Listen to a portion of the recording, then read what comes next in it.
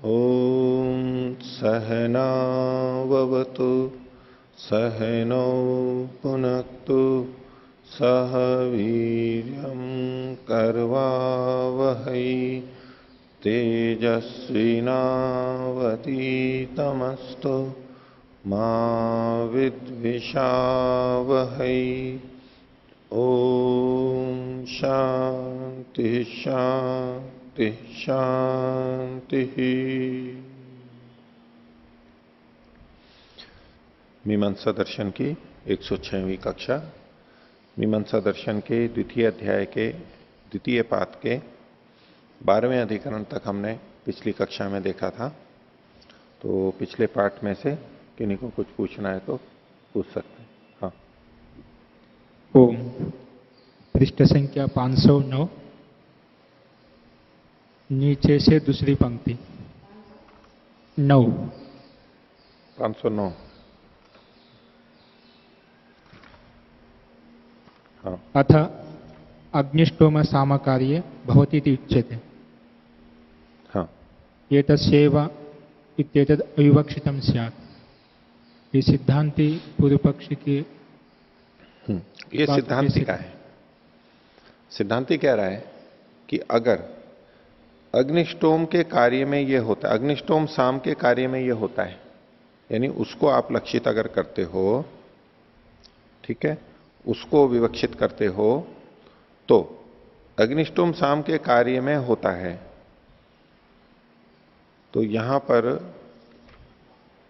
वारवंतीय रेवतीषु वारवंतीयम ये जो गुण विधान किया गया ये अग्निष्टोम साम के कार्य में होता है। अगर ऐसा आप कथन करते हो तो फिर एतस्यैव एतद अविवक्षितम स्यात्। इस वाक्य के प्रारंभ में जो है ना एतस्यैव रेवतीषु, एतस्यैव ये विवक्षित नहीं होगा क्योंकि एतस्यैव से अग्निष्टोम साम का तो ग्रहण हो नहीं सकता है, क्योंकि पिछले वाले वाक्य में किसका कथन है? अग्निष्टुत इस कर्म का, याग का कथन है, अग्निष्टोम साम का नहीं है। अग्निष्टोम साम तो अग्निष्टुत याग में है। तो पिछले वाक्य में किस कर्म का विधान किया गया था? अग्निष्टुत याग का, सोमयाग का। और एतस्यैव कहने से उसी का परामर्श आएगा। और यदि आप अग्निष्टोम साम को लक्षित कर रहे हो कि अग्निष्टोम साम कैसा होना चाहिए, तो रेवतीषु वारवंतीयम, रेवतियों में वारवंतीय करते हुए अग्निष्टोम साम करना है। अगर आप ये विधि करते हो तो फिर अग्निष्टुत याग जो है एतस्यैव से जिसका संकेत है वो विवक्षित नहीं होगा। इस वाक्य में ये व्यर्थ चला जाएगा। अगर एतस्यैव विवक्षित करते हो तो अग्निष्टोम साम नहीं आएगा। अगर गुण विधि करते हो तो ये समस्या कब है?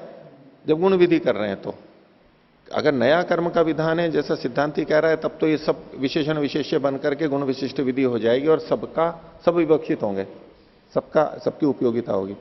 गुण विधि करते हो तो दोनों में से कोई एक अविवक्षित रहेगा। ये सिद्धांति दोष दिखा रहा है पूर्व पक्षी में। और हाँ। आचार्य जी पृष्ठ संख्या 506 भाष्य के नीचे से तीसरी पंक्ति में 12वें अधिकरण का, इसमें जो वचन आया है त्रिवृत अग्निष्टुद अग्निष्टोमस तस्य, तो यहां पर जो तस्य कहा है, तस्य का संबंध वायव्यासु, तस्य वायव्यासु एकविंशम अग्निष्टोम सामकृत्वा। तो तस्य वायव्यासु मतलब उस अग्निष्टुत नहीं, तस्य वायव्यासु नहीं है। तस्य का मतलब है अग्निष्टुत, अग्निष्टुत का। हाँ। तो वाक्य में कैसे संबंध लगेगा अगर अग्निष्टुत करेंगे इसमें? हाँ, तस्य उसका, उससे संबंधित, अग्निष्टुत से संबंधित, अग्निष्टोम साम करके, अग्निष्टुत से संबंधित अग्निष्टोम करके, अग्निष्टोम साम कृत्वा। और अग्निष्टोम साम कैसा करना है? तो वायव्यासु एकविंशम अग्निष्टोम साम, अग्निष्टोम साम का विशेषण बनाया एकविंशम अग्निष्टोम साम। एकविंशम अग्निष्टोम साम विशेषण विशेष हुआ। ये एकविंश स्तोम किसमें होगा? वायव्यासु, वायु देवता वाली ऋचाओं में जो एकविंश स्तोम है ऐसा अग्निष्टोम साम करके, किसमें करके? तो तस्य यानी अग्निष्टुत से संबंधित जो अग्निष्टोम साम है वो वायव्यासु एक विंश करके ब्रह्मवर्चस काम यजन करे। जी आचार्य जी, ये जो पहला वाक्य है त्रिवृत अग्निष्टुत अग्निष्टोम, ये तो प्रकृति याग में कहा गया है, ऐसा आपने? नहीं, ये प्रकृति में नहीं है। देखो प्रकृति में तो इंद्र देवता है, यहां अग्निष्टुत में अग्नि देवता है, प्रकृति में इंद्र देवता है, इसलिए ये तो अग्नि की स्तुति है, प्रकृति में इंद्र की स्तुति है। तो ये प्रकृति याग का वचन नहीं है, प्रकृति याग का नहीं है ये। लेकिन यहाँ हिंदी व्याख्या में भी इन्होंने लिखा है, तीसरी व्याख्या की तीसरी पंक्ति, हाँ। उसकी वायु देवता वाली ऋचाओं में, तो ऋचाओं से ही यहाँ संबंध इन्होंने जोड़ा हुआ है। उसकी वायु देवता वाली ऋचाओं में, तो जिसमें वायु देवता हो ऐसी ऋचाओं में ये करना है, तो उसकी मतलब किसकी? उसकी मतलब किसकी? अग्निष्टुत, अग्निष्टुत की, अग्निष्टुत की, ठीक है। और उसमें भी वायु देवता वाली ऋचाएं होती होंगी, वायु देवता वाली ऋचाएं होती होंगी। अर्थात अग्निष्टुत त्रिवृत जो अग्निष्टुत अग्निष्टोम है उसमें ऋचाएं वायवीय होंगी। हाँ। और एक विंश स्तोम होगा। त्रिवृत की जगह पे एक विंश स्तोम जब करेंगे तो एकदम प्रकृति नहीं है ये। त्रिवृत अग्निष्टुत अग्निष्टोम, ये एक वचन हो गया। अब इसमें भी जो कुछ परिवर्तन कर रहे हैं वो आगे बताया। तो त्रिवृत की जगह एक विंश आया है। अर्थात ये जो अग्निष्टुत याग है उसमें वायवीय ऋचाएं तो पहले से ही हैं, उन ऋचाओं पर अब हमें इस एक विंश शाम को करना है, ऐसा कहना? ऐसा कह सकते हैं, पर वायवीय ऋचाओं का भी विधान कर ही रहे हैं। यहाँ पर ये वचन मिल रहा है, उसमें वायवीय ऋचाओं में जब एक विंश स्तोम करेंगे, ऐसा जो अग्निष्टोम शाम करेंगे तो ब्रह्मवर्चस काम यजन करें। ये पूरा स्पष्ट नहीं हो सकता जब तक कि कर्मकांड की स्पष्टता ना हो कि वहां वास्तव में कहा क्या गया है। हम तो ये जो जितनी पंक्ति है और जो व्याख्याएं कर रखी हैं उसके आधार पर तो यही समझ में आ रहा है। आचार्य जी, तीसरी पंक्ति ऊपर से, हाँ, इसमें कहा कि पशुकामो ही एतेन यजेत, तो यहाँ पर एतेन से क्या लिया जाएगा? एतेन जिससे एतस्यैव कहा गया है उसी का एतेन यजेत, अग्निष्टुत था, उसी से आएगा। ऐसा जो पूर्व पक्षी कह रहा है उससे, ये पूर्व पक्षी की दृष्टि में बनेगा। सिद्धांति की दृष्टि में तो ये अलग कर्म है, कर्मांतर है। यही जो इस पंक्ति में कहा जा रहा है, उन्होंने तो एतस्यैव का भी अर्थ उसी वही लिया है, अग्निष्टुत नहीं लिया है। तो एतेन मतलब एतेन यजेते मतलब ये जो जिसमें रेवतियों में वारवंती अग्निष्टोम शाम कर रहा है, इससे किसी का ही ग्रहण होगा। एतेन यजेता, इससे यजन करे। और आचार्य जी, इसी में एक और प्रश्न है कि इसमें कहा कि वायव्यासु एकविंशम अग्निष्टोम कृत्वा ब्रह्मवर्चस कामो यजेत, एक तो ये विधि कर दी जिसको ब्रह्मवर्चस की कामना है वो ऐसे करे। हाँ। फिर दूसरा कह दिया कि अगर जिसको पशु काम हो जो, वो रेवतीषु वारवंतीयम अग्निष्टोम सामकृत्वा यजेत। तो अब यहाँ पर जो पूर्व पक्षी का कहना था कि ये जो दूसरा वचन है इसमें वारवंतीय अग्निष्टोम साम, इसका विधान करके ये यजेत को अनुवाद मान लेंगे। अर्थात वही जो अग्निष्टुत है उसी में यदि हम वारवंतीय अग्निष्टोम करेंगे तो वो दूसरे फल को देने वाला होगा। हाँ। तो उसमें वो यजेत को अनुवाद मान रहा था। हाँ। तो चूंकि यहाँ तो फल भी दो हो रहे हैं, हाँ। और उसके जो गुण हैं वो भी अलग अलग हैं। हाँ। तो फिर यजेत को अनुवाद मानने में क्या दोष है, क्योंकि क्रियाएं तो अलग अलग हो ही जाएंगी। तो यही तो सारा पाठ में बताया उन्होंने। इसकी जो इन्होंने पुष्टि की कि ये वाक्य इस बात को नहीं कह रहा है, गुणों को नहीं कह रहा है, और गुणों को कहने में एतस्यैव छूट रहा है, अविवक्षित हो रहा है। अगर आप अग्निष्टोम साम कहें, जैसा आपने कहा ना कि रेवतीषु वारवंतीयम अग्निष्टोम साम, इसी को विवक्षित करें, तो जो अंत में कहा अभी जो लोकेश जी ने पूछा था, तो एतस्यैव ये अविवक्षित हो जाएगा। और यदि एतस्यैव को आप लेते हो पिछले वाले के अनुसार लेते हुए कि इससे तो हम उसको ले लेंगे, तो फिर अग्निष्टोम साम ऐसे विवक्षित नहीं हो सकता है, फिर एतस्यैव आ जाएगा।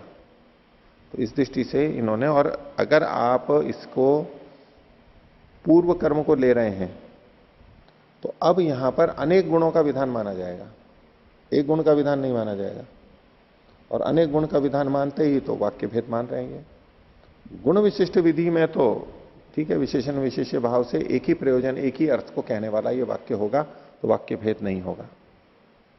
इनकी जो शैली है, जिस तरह से ये देखते हैं, निर्णय करते हैं, उस आधार पर इन्होंने किया, यही तो बताया है।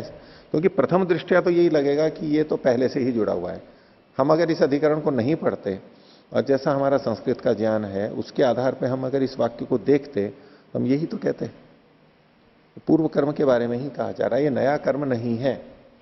हमारा निर्णय तो यही जाता, शायद ही कोई उसको करता है। इस तरह की विवेचना कर ही नहीं सकता मीमांसा पढ़े बिना। तो एतस्यैव यही निर्णय करवा देता कि उसी कर्म को यहां कहा जा रहा है, कर्मांतर नहीं है। हमारा निर्णय यही जाता। तो ऐसे दिखते हुए वाक्यों में संदेह उत्पन्न हो रहा था, तो कैसे यहां पर निर्णय किया इन्होंने, वही सारा बताया इन्होंने। वही ये मीमांसा की विशेषता है। इन आधारों पे हम यहां पर निर्णय करते हैं। जी आचार्य जी, और इसको इन्होंने व्यवहार में वहां अलग कर्म ही मान रखा है। व्यवहार में अलग कर्म ही होता है, लेकिन पंक्ति को देख करके गलत संदेह हो रहा है। तो जो उसको जानते हैं और उन्होंने जिस आधार पर निर्णय किया कि वक्ता ने जो ये बात कही है, तो कैसे ये कर्मांतर है, कैसे सिद्ध हो रहा है, इसमें निकल रहा है, यही चर्चा है अधिकरण में। हाँ आचार्य जी, जैसे कोई लौकिक वाक्य है, जो बल काम हो वो घी का सेवन करे, एक, और दूसरा फिर वाक्य बोले कि जिसको बुद्धि की कामना हो वो ब्रह्म रसायन का सेवन करे। तो अब ये जो दो वाक्य हैं, इनमें जो सेवन करना है उसको हम अनुवाद भी मान लें, तब भी फल तो दोनों से अलग अलग ही आ रहा है और दोनों में क्रियाएं भी अलग अलग हो ही रही हैं। तो फिर ये एक क्रिया है, ये दो क्रिया है। आप लौकिक जो वाक्य कहे आपने, फिर से बोलो। जो बल काम है, मतलब बल की कामना करता है, बल की कामना करता है वो घृत का सेवन करे जी, और जो बुद्धि की कामना करता है वो ब्रह्म रसायन आदि का ब्रह्म रसायन का सेवन करे। तो ये जो हुए, तो ये दो कर्म है या एक कर्म है? लौकिक दृष्टि से देखिए आप,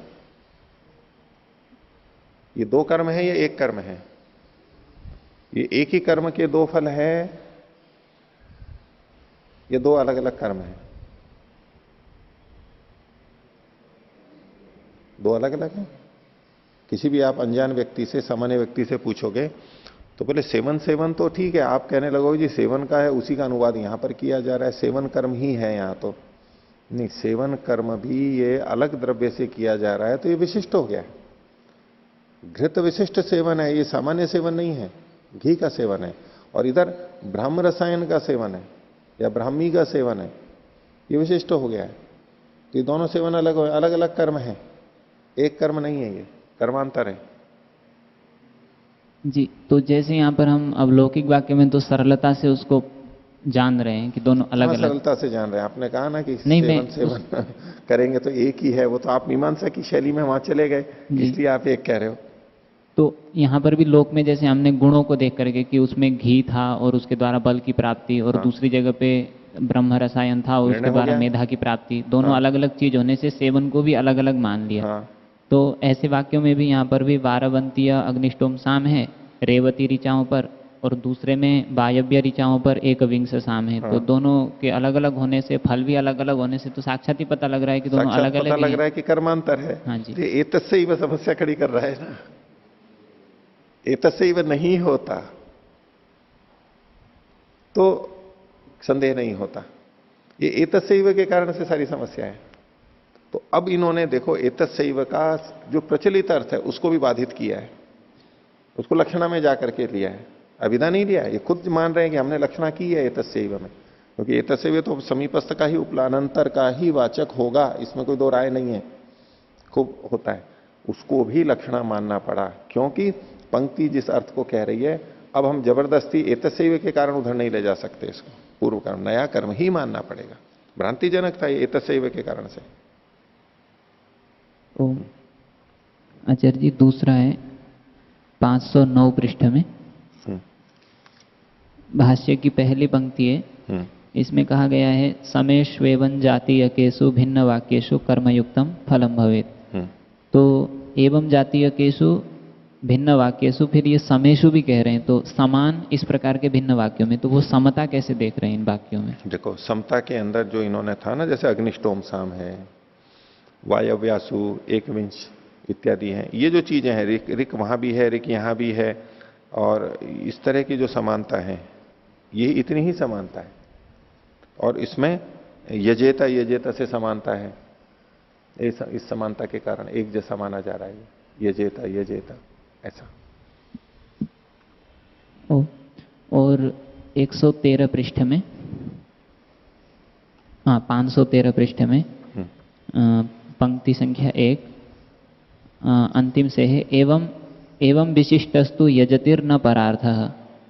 पहले तो इन्होंने दिखाया कि उसमें जितने सारे वाक्य थे 113 में पहली पंक्ति ऊपर से, हाँ एवं, तो इसमें एवं विशिष्टस्तु यजतिर्न परार्थः, पहले इन्होंने दिखाया कि वो एक एक वाक्य को देखते हैं तो वो सारे परार्थ हो रहे हैं, लेकिन जब यजति पे जाके टिके तो यजति तो परार्थ नहीं है ऐसा कह रहे हैं। लेकिन यजति भी चूंकि फल के लिए होता है तो उस दृष्टि से परार्थ नहीं कहा जा सकता। वो ठीक है, उस दृष्टि से तो ठीक है कि यजन हम उस फल के लिए कर रहे हैं, लेकिन यहां जिस तरह से कहा गया है कि कामस्य, ठीक है, ये जो लिखा है ना पशु कामो यजेता, जो पशु की कामना वाला है, किस वाक्य को लेंगे आप?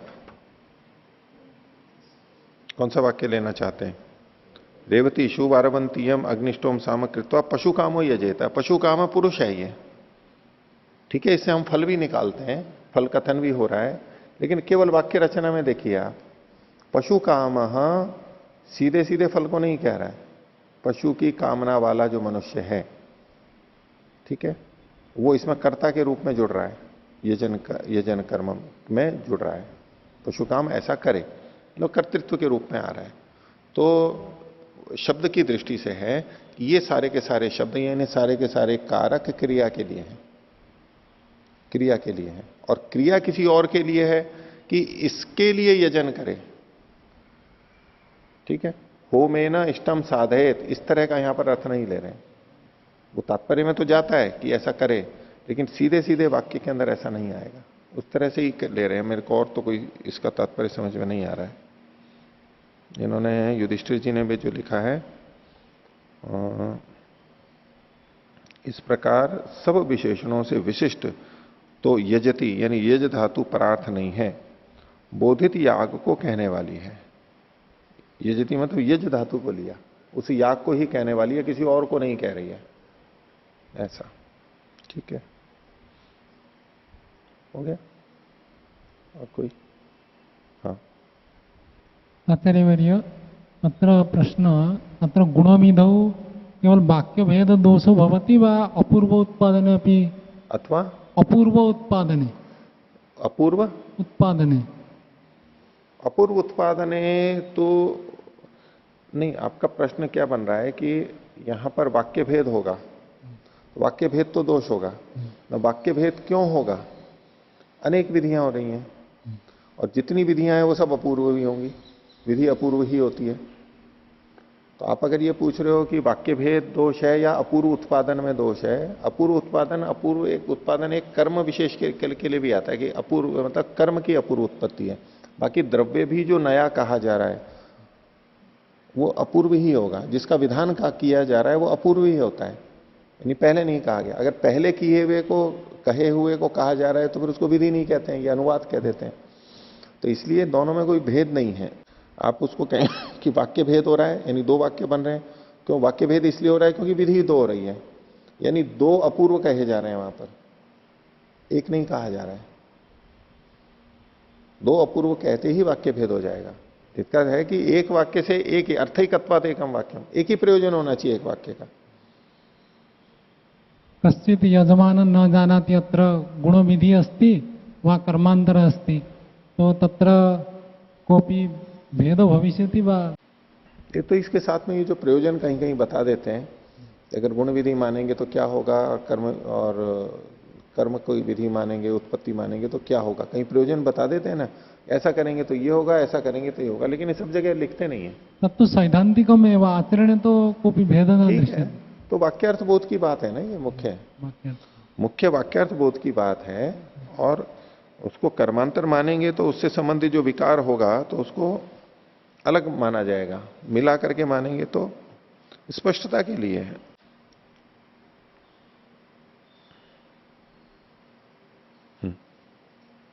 द्वादशोत्तर 512 उपरिष्टात् पंचम पंक्ति, हाँ ऊपर से पांचवी पंक्ति, अर्थ इति प्रयोजनम अभिधीयते। हाँ अत्र अर्थ शब्दस्य प्रयोजनम इति उक्त्वा यावन्ति पदानि एकम प्रयोजनम अभिनिर्वर्तयन्ति तावन्ति एकम वाक्यम। तो पुनः यत्र प्रधान याग भवति प्रयाज अनुयाज भवति तो सर्वेषां प्रयोजनम तो एकमेव भवति पुनः नहीं, वो तत्र तो अंततो गत्वा एक प्रयोजन होगा, लेकिन उनका अपना अपना प्रयोजन भी तो होता है ना। उस वाक्य से मान लो प्रयाज है तो प्रयाज हो गया, अनुयाज है तो अनुयाज हो गया, प्रोक्षण हुआ तो प्रोक्षण हो गया। ऐसे वहां उस वाक्य में किस एक चीज को कहा गया है, उसको कहने वाली सारी चीजें, बस इतना ही देखना है। अब आप यूं सारा सारा करने लगोगे तो याग हो जाएगा, और याग के पीछे भी आप चले जाओगे तो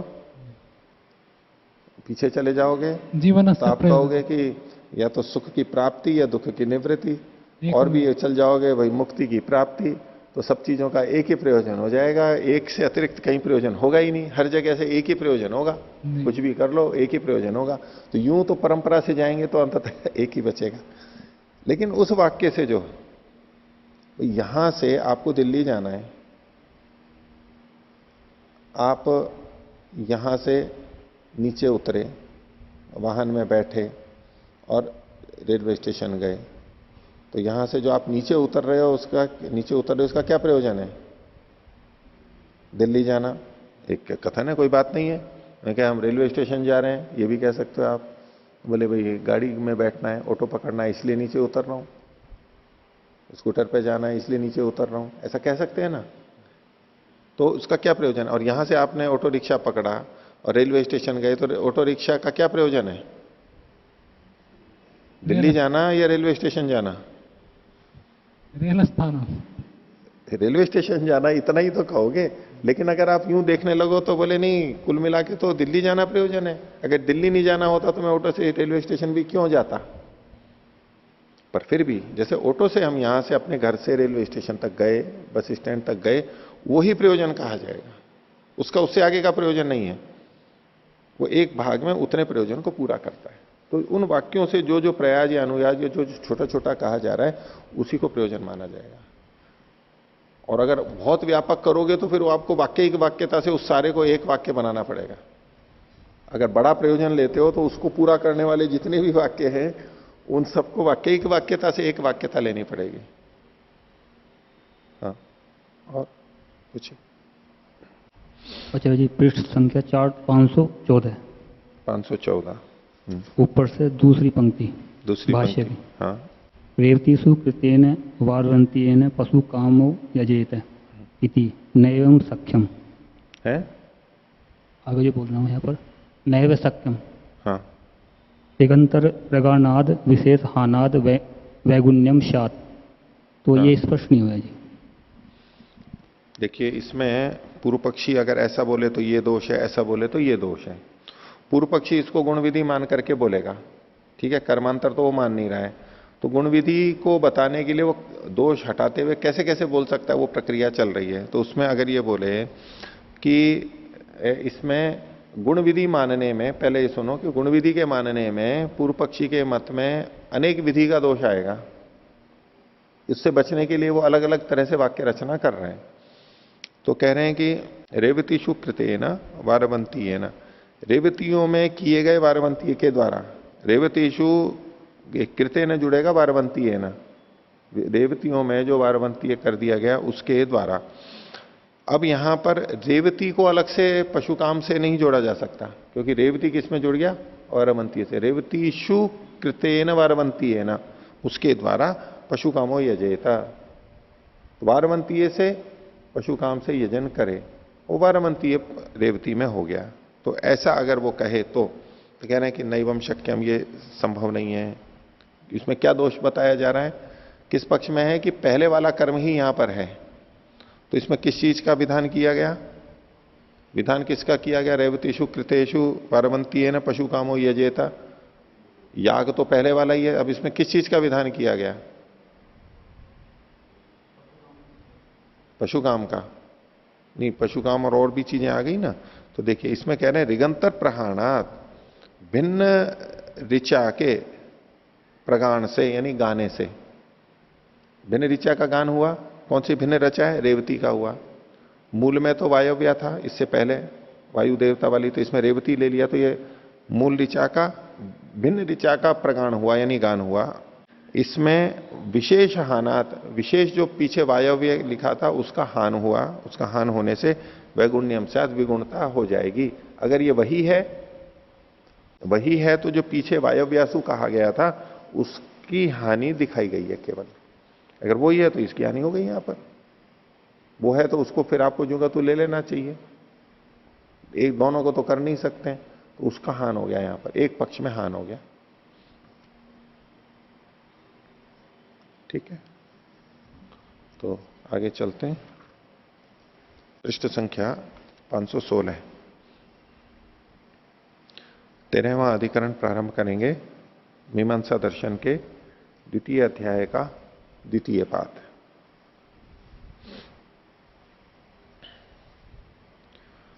शीर्षक है सौभर निधनयो कामैक्याधिकरणम।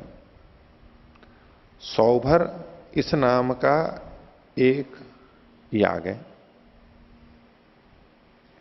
ठीक है, और निधन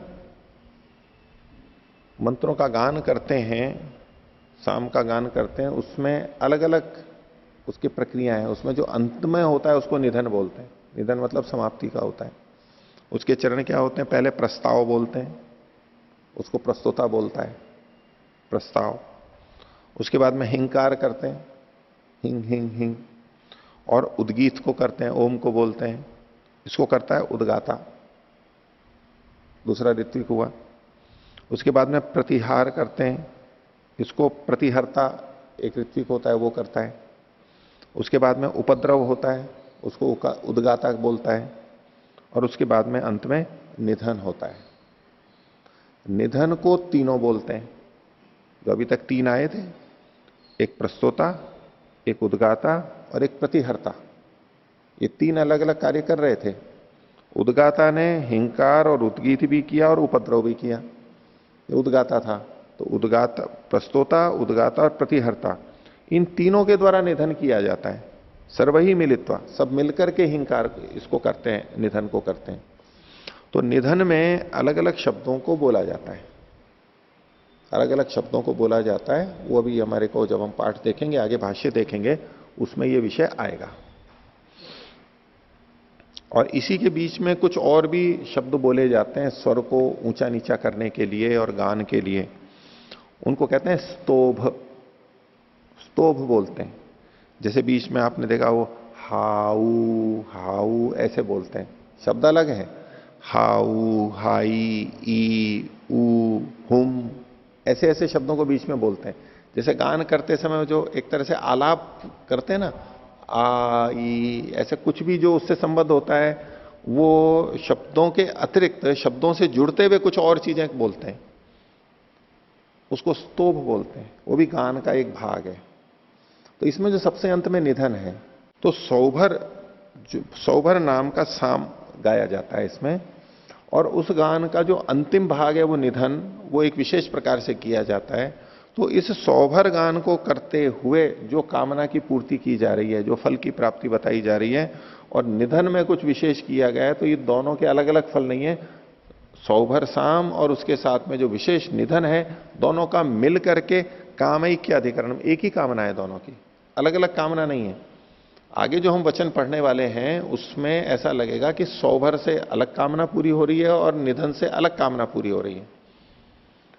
तो ये कह रहे हैं कि दोनों को मिलाकर के एक ही कामना पूरी होगी, इनकी कामना की एकता है। वाक्यों से ऐसा लगेगा कि दोनों अलग अलग कामना है, इसलिए यह अधिकरण बनाया गया। देखिए विषय वाक्य, यो वृष्टि काम हो, जिसको वृष्टि, जो वृष्टि की कामना वाला है। यो अन्नाद्य काम हो, जो अन्न को खाने की कामना वाला है, अन्न खा सको।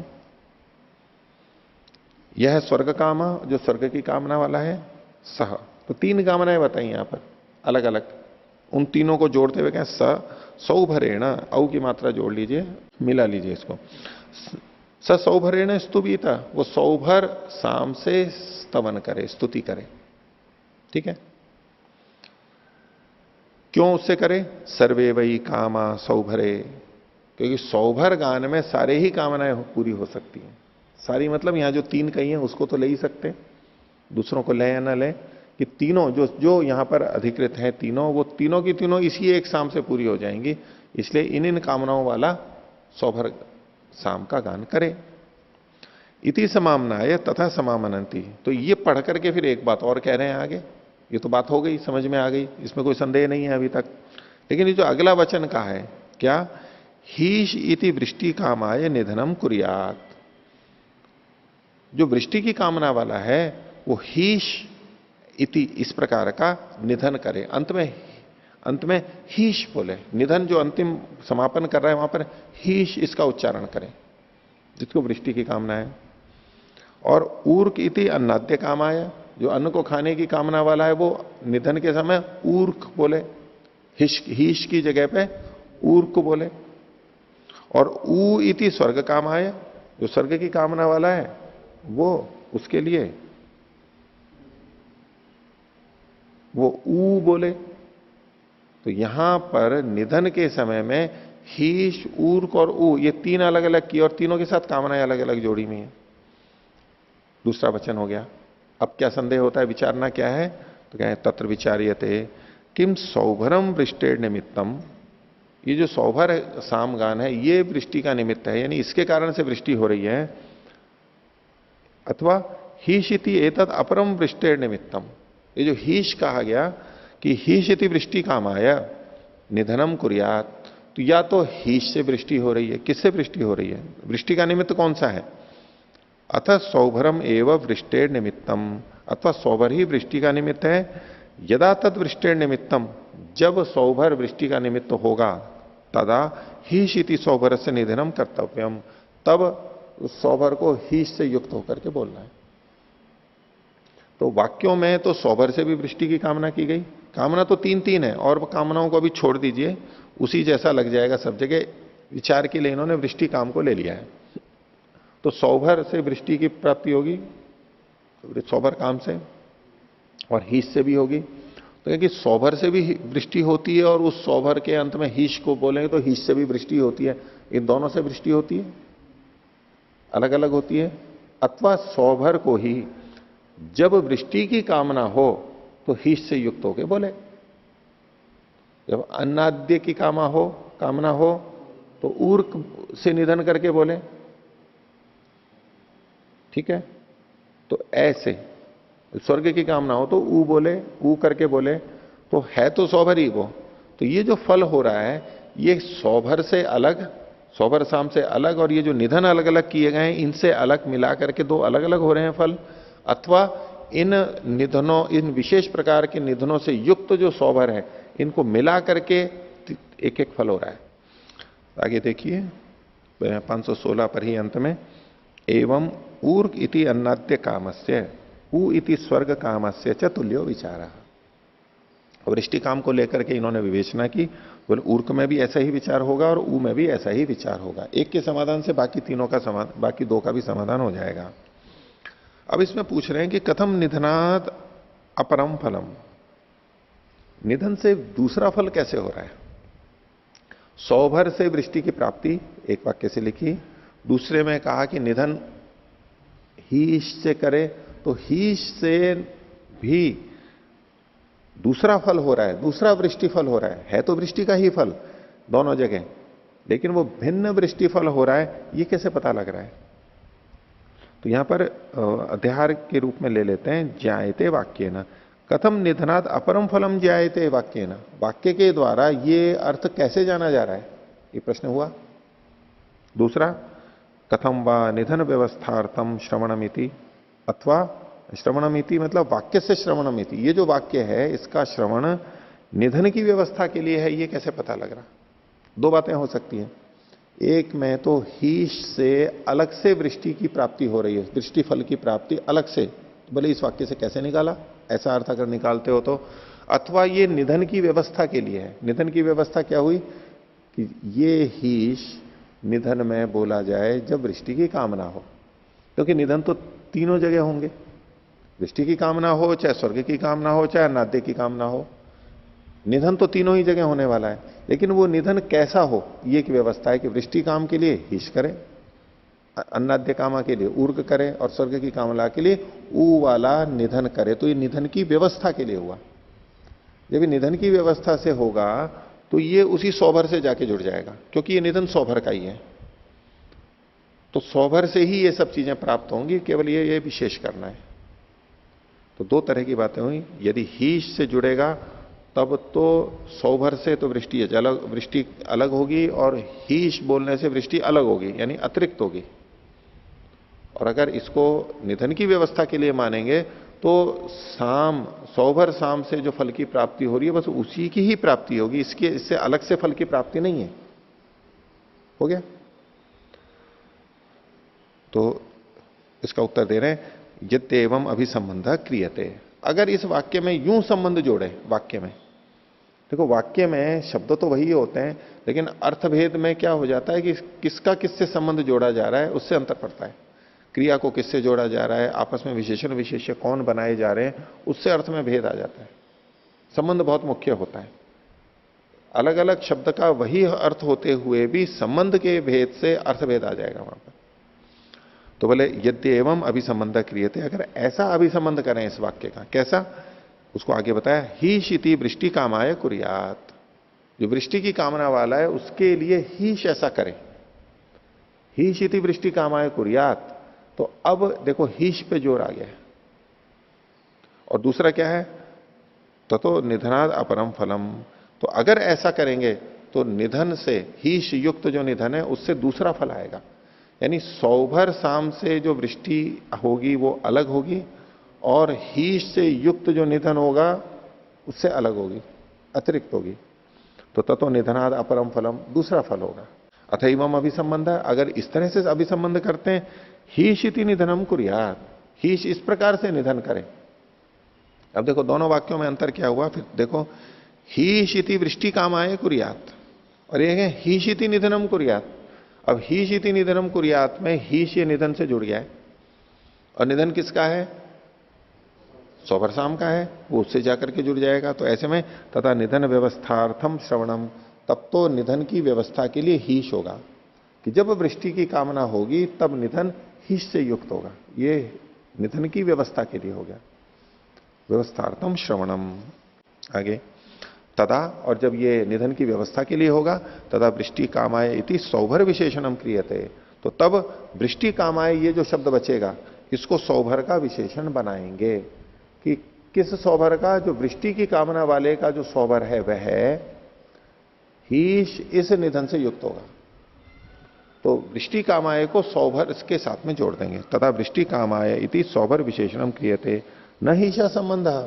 तो अब फिर सीधे हीश से संबंध नहीं होगा। किम तावत प्राप्तम, तो इसमें अब क्या निश्चय होगा, अभी तो इन्होंने प्रश्न उठा दिए हैं। इसमें पूर्व पक्षी की बात रखी जा रही है। 28वां सूत्र, सौभरे पुरुष श्रुते है निधने काम संयोग। तो सौभरे पुरुष श्रुते है, यहां पर एक अल्प विराम ले लेंगे, और निधने काम संयोग। पूर्व पक्षी कह रहा है कि जो पुरुष की श्रुति है वो सौभर में हो रही है। पुरुष की श्रुति का मतलब है कि यहां पर यजेता या जो कुरियात है यहां पर, ये इसका संबंध किसी पुरुष से होगा। कुरियात करे तो किसी पुरुष से ही होगा ना। तो ही शिति वृष्टि कामाय निधनम कुरियात उर्गिति अन्नाद्य कामाय कुरियात। ये जो कुरियात शब्द है, ये कुरियात में पुरुष की श्रुति है। तो पुरुष के द्वारा कौन सा प्रयत्न किया जा रहा है, किससे संबंध जुड़ रहा है, उसके आधार पर निर्णय होगा। तो बोले कि सौभरे पुरुष श्रुते, पुरुष की श्रुति जो है वो तो सौभर साम में है, पुरुष की श्रुति सौभर साम में है। निधने काम संयोग, तो यहां पर जो निधन है उसमें कामना का संयोग यहां पर जोड़ना पड़ेगा। तो निधन में कामना का संयोग जोड़ेंगे तो उससे अलग से वृष्टि होगी, ये पूर्व पक्षी का मत है। सौभर से अलग वृष्टि होगी और निधन से अलग वृष्टि होगी, यानी अधिक होगी वहां पर। देखिए, सौभरे निधने अपरह कामो विधीयते इति, जो सौभर निधन में, सौभर से संबंधित जो निधन है उसमें दूसरा काम यहां पर विहित किया जा रहा है, अतिरिक्त। कुतः पुरुष श्रुते है, पुरुष की श्रुति होने से, यह हेतु है इसका, पुरुष श्रुते है, ये पहला हेतु है। पुरुष श्रुति है कि इन्होंने दो तरह से अर्थ किए हैं। दो जगह से जोड़ते हुए, तो ये भी पहला वाला है। इस पे आप चाहे एक संख्या डाल लीजिए और अगले पृष्ठ पर भी आएगा अथवा वृष्टि कामाय इति पुरुष श्रुति ही। ये पुरुष श्रुति है, ये पुरुष श्रुति को दूसरे ढंग से जोड़ा गया है अथवा करके, ये वहां दो संख्या ले सकते हैं। तो पहला वाला देखते हैं कैसे करते हैं। पुरुष श्रुते है, तो पुरुष प्रयत्न से अत्र श्रवणम भवती कुर्यादिति। कुर्यात ये जो शब्द बोला गया, इसमें पुरुष के प्रयत्न का श्रवण हमें हो रहा है, पुरुष का प्रयत्न पता लग रहा है, ठीक है, पुरुष करे ऐसा। और वो किससे जुड़ रहा है, तो कहा कि तत्वृष्टि कामस्य हीशश्च संबंधे कर्तव्य वक्तव्यम भवती। ये पुरुष प्रयत्न किसमें हो रहा है कि जो वृष्टि की कामना वाला है उसका हीश से के साथ में संबंध करने में लग रहा है। कुर्यात से पुरुष प्रयत्न पता लग रहा है, और वो पुरुष प्रयत्न किससे जुड़ा हुआ है कि जिसको वृष्टि की कामना है उसका और हीश का संबंध हो जाए। तो वृष्टि की कामना हो तो वहां हीश जुड़ जाए, इन दोनों के बीच में संबंध जोड़ रहा है ये पुरुष प्रयत्न। न तो सौभर निधन संबंध है, ये जो पुरुष प्रयत्न है ये सौभर से संबंधित निधन में नहीं जुड़ रहा है। अगर ये पुरुष प्रयत्न कुर्यात में जो पुरुष प्रयत्न है ये सौभर से संबंधित निधन में जुड़ेगा, तब तो सौभर का जो फल है वही यहां पर भी फल होगा, अतिरिक्त फल नहीं होगा। तो पूर्व पक्षी कह रहा है कि ये तो वृष्टि काम के हीश के साथ संबंध में लग रहा है और सौभर और निधन के संबंध में नहीं जुड़ रहा है, इसलिए इसका अलग से फल होगा। न तो सौभर निधन संबंधे तत्र ही, यानी वो जो पहला वाक्य है जहां सौभर साम का जोड़ते हुए वृष्टि की कामना वृष्टि फल बताया गया, वहां पर तो तत्र ही संगम सौभरम कुर्यादिति, सौभर और निधन का संबंध जोड़ने के लिए नहीं है। क्यों नहीं है, क्योंकि वहां तो सौभरम कुर्यात ये जो अर्थ आता है तो वो सांगम सांग अंग सहित ही होगा, और अंग क्या है उसका, वो निधन, निधन सहित। सांग मतलब है निधन सहित करे। तो जहां पर पहले वाक्य में लिखा गया सौभर साम का प्रयोग करे वृष्टि काम वाला, तो वहां सौभर साम के बोलने से सौभर साम के जितने भी अंग हैं उसमें निधन भी आ गया, सबका ही ग्रहण था। तो सौभर साम का निधन के साथ संबंध तो वहीं पर ही जुड़ चुका है, उसको बताने के लिए तो यहां कहने की आवश्यकता नहीं है। तो तत्र ही सांगम सौभरम कुर्याति थी प्रयोग वचन सामर्थ्यादेव सिद्धम, वो जो प्रयोग वचन की सामर्थ्य है जिसमें क्रिया को सबसे पहले बताया गया उसी से सिद्ध हो जाएगा ये तो। तस्मात कुर्यात इति, इसलिए जो कुर्यात है इसका पुरुष प्रयत्न कहां जाके जुड़ेगा, कुर्यात इति पुरुष प्रयत्न वचनात् अवगच्छामः। कुर्यात से जो पुरुष प्रयत्न का वचन कहा जा रहा है उसे हम ये समझते हैं क्या, यतरस्मिन पक्षे पुरुष प्रयत्न वचन अर्थवत वचनम अर्थवत ततरो अयम पक्ष इति। तो जिस पक्ष में पुरुष के प्रयत्न का कथन सार्थक होता है, कुर्यात से पुरुष प्रयत्न तो लेना ही है, तो जहां पुरुष प्रयत्न सार्थक होता है बस ततरो पक्ष इति, वही ये पक्ष है, वहीं पर ही हमें लेना चाहिए। तो ये कहां जुड़ रहा है पूर्व पक्षी की दृष्टि से, वृष्टि काम का हिश के साथ में। तो स्वयं कह रहे हैं आगे तत्र अस्मिन पक्षे अर्थवत, इसमें कैसे ये सार्थक बनेगा, तो निधनात् अपरम फलमिति, इसमें ये सार्थक बनेगा कि निधन से हिश युक्त जो निधन है उससे दूसरा फल होगा। तस्मात सौभरे एकह कामा, सौभर साम से एक कामना पूर्ति होगी, और भेदेन निधनाद अपनी द्वितीय कामा, भेद से निधन से भी द्वितीय कामना पूरी होगी। अब देखिए यहां जो निधन शब्द लिया जा रहा है वो हीश से युक्त ही लिया जा रहा है, ऊपर हीश को जोड़ दिया था इन्होंने, तो हीश से फल हो रहा है, हीश को विशेष रूप से जोड़ा गया स्वर्ग वृष्टि काम के साथ में। तो हीश जुड़ते हुए भी वो जुड़ेगा तो वो निधन स्थान पे ही तो आएगा, इसलिए जो बाद में निधन शब्द भी प्रयोग किया गया है वो उसी हीश युक्त निधन का ही है, और जहां हीश का कथन है वो भी हीश निधन युक्त ही है, और निधन आया है तो वो हीश युक्त निधन है, इसलिए एक ही बात है, चाहे हीश बोले चाहे निधन बोले यहां पर। आगे अथवा दूसरे ढंग से कह रहे हैं वृष्टि काम आए इति पुरुष श्रुति ही, ये पुरुष की श्रुति किसके लिए जुड़ रही है, पुरुष की श्रुति का मतलब है जो कुर्यात है, वृष्टि काम आया जो वृष्टि की कामना वाला है उसके लिए, उससे जुड़ेगी। वृष्टि काम कौन है उसको खोल रहे हैं, वृष्टिम यह कामयते स पुरुषो वृष्टि काम शब्द है ना उच्यते, जो वृष्टि की कामना करता है उसको वृष्टि काम शब्द से कहा गया है। तदस्मिन पक्षे श्रुतिर विनियोक्त्री, तो जब ये मानेंगे कि श्रुति जो है यानी कुर्यात जो शब्द है जो पुरुष प्रयत्न को कह रहा है, वहां उसमें श्रुति विनियोक्त्री होगी इस पक्ष में, तदस्मिन पक्षे, यानी ये पूर्व पक्षी का मत है, इसमें श्रुति विनियोग करने वाली होगी। अर्थात वृष्टि कामाय कुर्यात। अब जो कुर्यात है इसमें जो पुरुष प्रयत्न है ये वृष्टि काम वाले से जुड़ जाएगा। और ये किस तरह से जुड़ रहा है? वृष्टि कामाय, यहां जो चतुर्थी विभक्ति है इसको श्रुति शब्द से कहा गया है यहां पर। इसे वृष्टि कामाय कुर्यात, तो जो कुर्यात प्रयत्न वो वृष्टि काम वाले से जुड़ रहा है सीधा सीधा। वृष्टि कामाय, उसके लिए। कर्मणा यम अभिप्रयति ससंप्रदानम, तो वृष्टि कामाय कुर्यात, क्रिया सीधी वहां से जाकर के जुड़ रही है। तो तस्मिन पक्षे श्रुति विनियोक्त्री, श्रुति से विनियोग हो रहा है यहां पर, तो श्रुति पे बल दिया है यहां। आगे इतरस्मिन पक्षे, और जो सिद्धांति का पक्ष है कि यह अलग कर्म है, उस पक्ष में इतरस्मिन पक्षे पुनर्वृष्टि काम शब्देन पुरुष वचनेन सता सौभरम लक्ष्येत। सिद्धांति का क्या पक्ष है कि ये वही सौभर साम में गुण कहा गया है, हीश ये कथन है, तो नया कर्म नहीं है। तो वो कैसे जुड़ रहा है इतरस्मिन पक्ष में, यानी सिद्धांति के पक्ष में, कि वृष्टि काम शब्देन पुरुष वचनेन, वृष्टि काम शब्द से जो पुरुष का कथन किया जा रहा है, वृष्टि कामा मतलब वो पुरुष ही है, वृष्टि की कामना वाला, उस पुरुष के वचन के सता होने पर वहां पर सौभरम लक्ष्यता, उसके साथ सौभर लक्षित हो जाएगा। सौभर को वहां पर लक्षित करना पड़ेगा। तथा लक्षणा शब्द स्यात्, तब लक्षण शब्द हो जाएगा। क्योंकि जैसे यहां पर यह प्रयोग किया गया कि हीशिति वृष्टि कामाय निधनम कुर्यात, तो शब्द तो है वृष्टि कामाय, लेकिन ये जो हीश निधन, हीश युक्त निधन है, वो लगेगा कहां पर? सौभर साम में जाकर के जुड़ेगा, सौभर साम में जाके जुड़ेगा। तो यहां पर सीधा ही ये कह देते ना, हीश ये निधन सौभर साम में किया जाए। अगर सीधे सीधे अभिधा में कहते तो क्या कहते? सौभर साम में हीश से निधन करे, ये एकदम स्पष्ट था। लेकिन सौभर साम तो कहा नहीं गया है, यहां कहा गया हीशिति वृष्टि कामाय निधनम कुर्यात।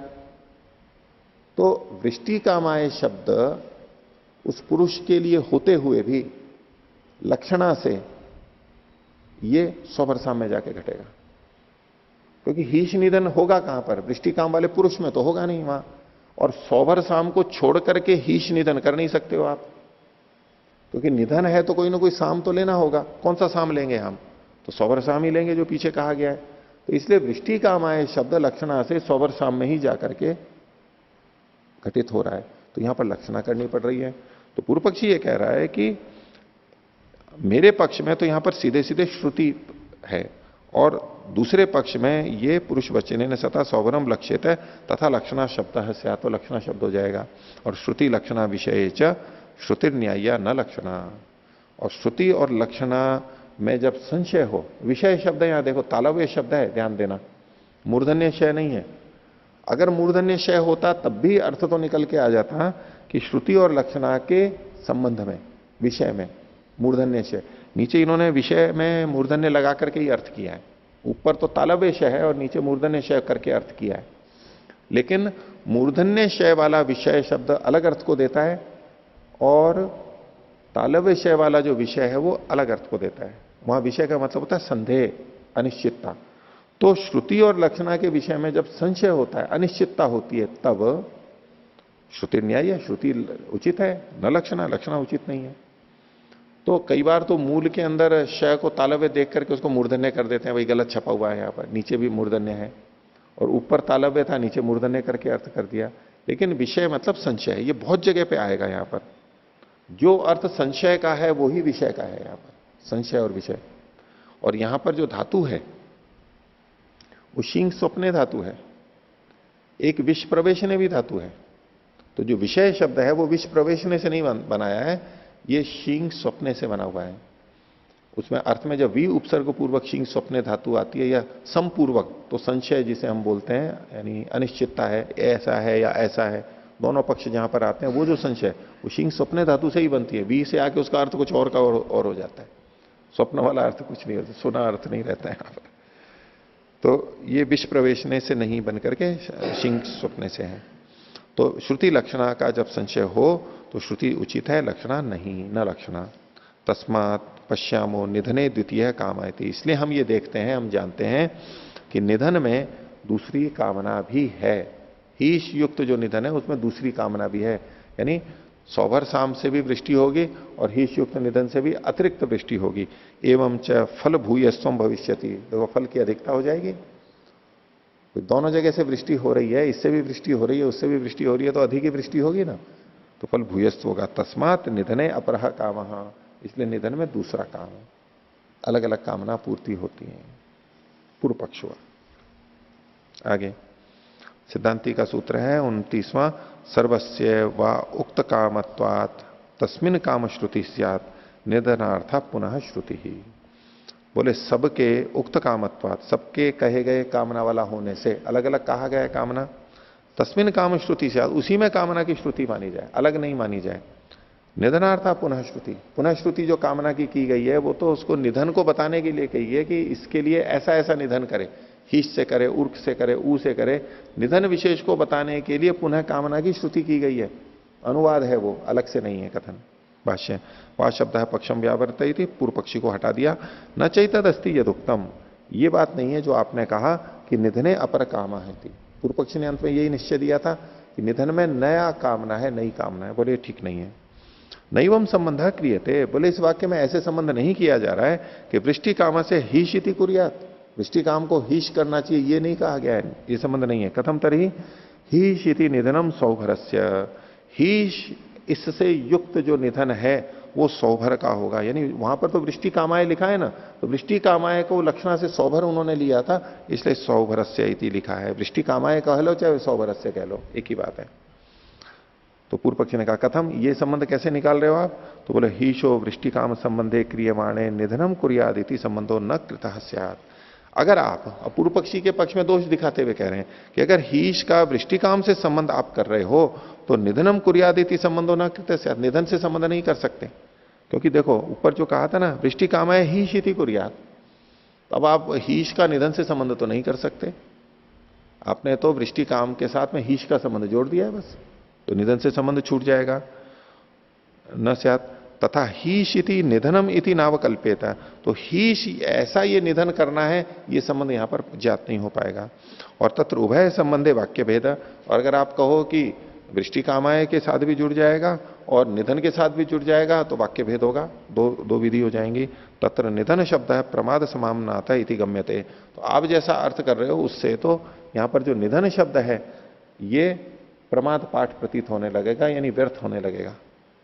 नैवम जाति एक प्रमाद समामनाता इत्युक्तम, तो इस प्रकार के जो वाक्य होते हैं ये प्रमाद पाठ नहीं कहे जाते, ये तो उचित ही हैं।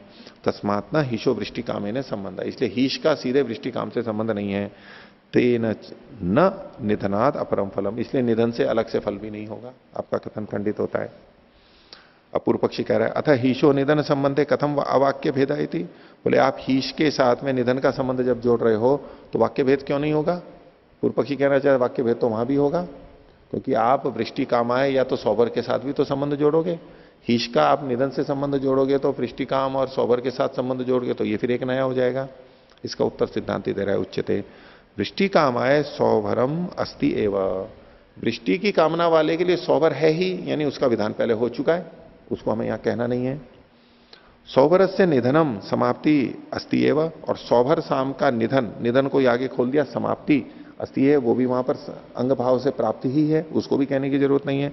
तत्र हीश इति कुर्यात इत्येष एकार्थो विधीयते, यहां पर केवल हीश इतना अतिरिक्त विधि की जा रही है। वो निधन कैसा होगा? हीश से युक्त होगा, केवल हीश इतनी ही विधि है। तस्मात् अवाक्य भेदा इति, इसलिए एक ही तो विधि की गई हीश की, इसलिए वाक्य का भेद नहीं होगा। अतो निधन व्यवस्था इति गम्यते, इससे निधन की व्यवस्था का पता लगता है कि निधन कैसा होना चाहिए। एवं एवं ऊर्ग इति ऊ इति च वेदितव्यम, ऊर्क और ऊ के विषय में भी ऐसे ही समाधान समझना चाहिए। सर्वस्य सौभरस्य ऊर्क वृष्टि स्वर्ग कामत्वात् शक्यते काम वचन ही सौभरम लक्षयितुम, इन सबका सर्वस्य सौभरस्य, सौभर से संबंधित ये जो सारे हैं कौन कौन? ऊर्क वृष्टि और स्वर्ग काम। तो वृष्टि तो कामना है, स्वर्ग भी कामना है, लेकिन ऊर्क यहां पर अन्नाद्य काम की जगह ऊर्क पढ़ दिया है इन्होंने, तो ऊर्क से भी अन्नाद्य काम का ही ग्रहण होगा। यानी तीनों कामनाओं को कहा ये शक्यते काम वचने, इन काम वचनों से सौभरम लक्षयितुम, इनसे सौभर को लक्षित किया जा सकता है। किमर्थम लक्ष्यते इति, भाई वहां पर सौवर को क्यों लक्षित किया जा रहा है? तो निधनार्थ पुनः श्रुति, ये निधन के लिए पुनः श्रुति है। पुनः श्रुति को एक साथ जोड़ लीजिए, ये जो फिर से कथन है ये निधन के लिए है। कामना का कथन निधन को बताने के लिए है। निधन व्यवस्था करिष्यति इत्यर्थः, वो निधन की व्यवस्था को कर देगा कि किस कामना में कौन सा निधन किया जाए, इसलिए ये कथन है। इति सौभर निधनयो कामैक्याधिकरणम। तो यहां पर जो सौभर से वृष्टि काम या अन्य कामना है और निधन जो अलग अलग बताए गए हीश उर्क ऊ से, उससे अलग अलग कामनाएं नहीं है, दोनों मिल करके इनकी एक ही कामना पूर्ति की जा रही है। यह अधिकरण समाप्त हुआ और इसी तरह से ये द्वितीय अध्याय का दूसरा पाद भी समाप्त हुआ। मीमांसा दर्शन के द्वितीय अध्याय का दूसरा पाद भी यहां पर समाप्त होता है। तो यहीं समाप्त करते हैं। प्रणव ध्वनि।